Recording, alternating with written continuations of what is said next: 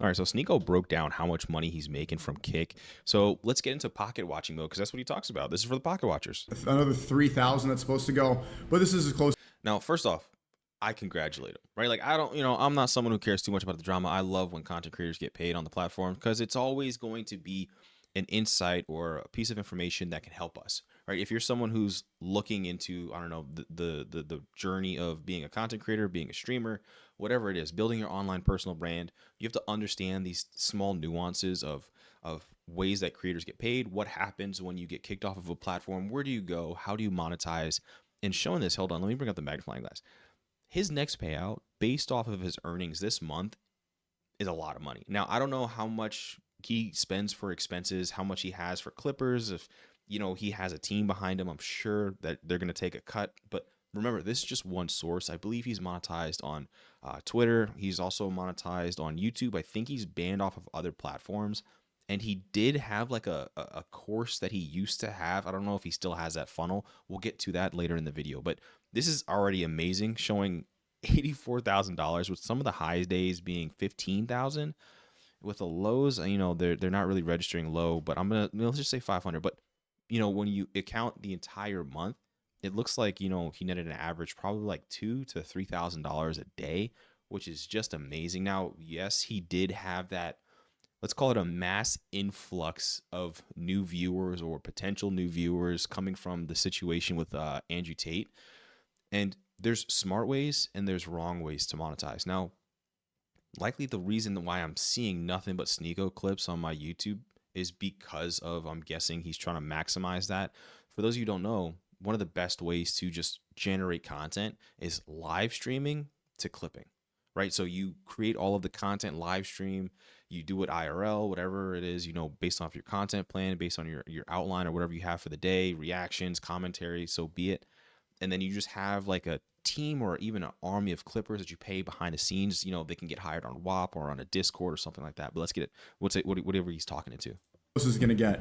And for the first half of the month, the KPP wasn't the right thing. Yeah, so this is like super weird, right? Like, hold on, let me get on the other side. But like, do y'all see this massive like increase, right? So something, I don't know, he made a call to some CEO.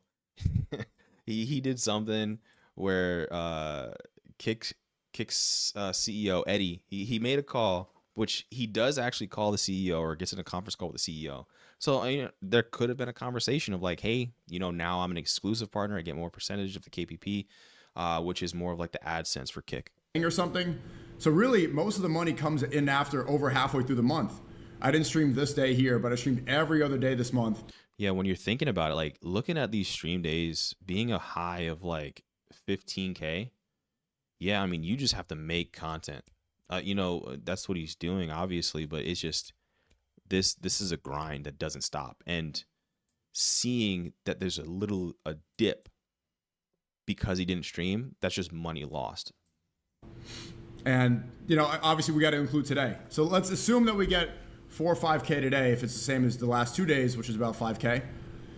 Then from Kick alone, which is mostly the second half of the month, it's almost 90,000. Now I'm curious, right? Because Kick, I'd imagine, has the same funnel of like subscriptions, gifted subs, super chats, like that kind of thing, right? But like showing that a majority of the gifted subscriptions came from this month. I'm curious if he's willing to show whatever he's gonna make next month. But the gifted, massive inflow, but his previous subscription base, active subscription base, was fairly low, with only being $175. So having his active subscribers versus his gifted, hopefully a majority of them roll over, because that's where like that monthly recurring subscription base comes from. But partner income all coming, 90% of it all coming from the Kick AdSense partner income. That's amazing. $. So that was a very successful. Which, side note, Kick does not super chat. They don't care. They're like, nah, we're good. They're good. 400. I mean, in comparison to like the gifteds, it's just, I mean, yeah, you can have a better benefit for the gifteds, right? You want the monthly subscriptions versus the one-time payment. Successful month. Makes sense. Very successful month on Kick.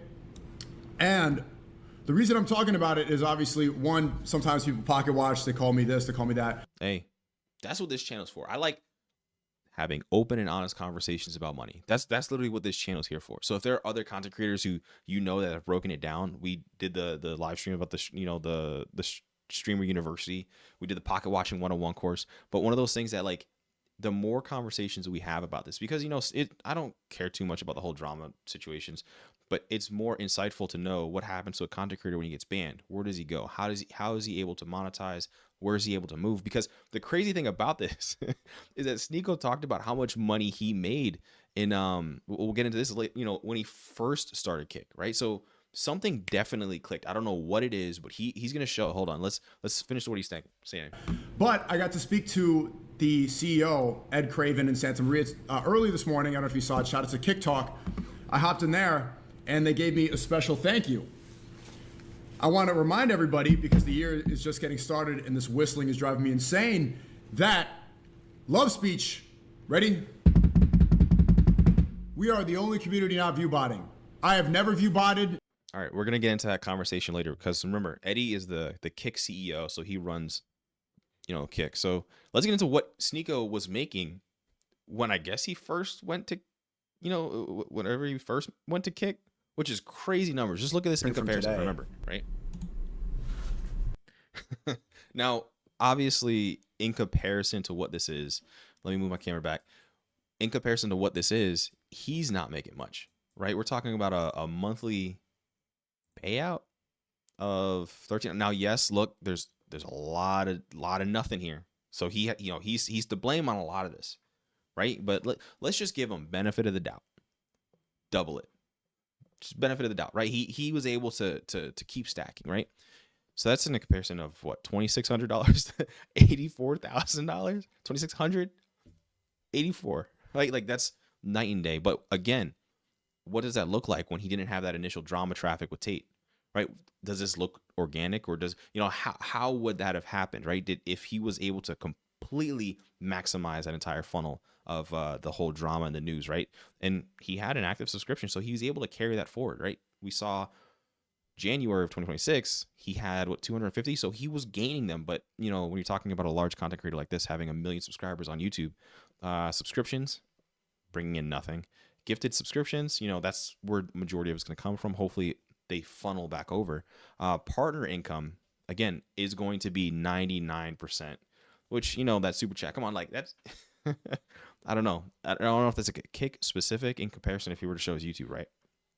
But yeah, just say benefit of the doubt, if he were to double it, 2,600.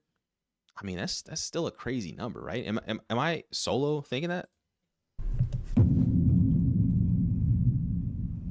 $81. Now, you can kind of get why all these niggas gamble. I think that whole KCIP.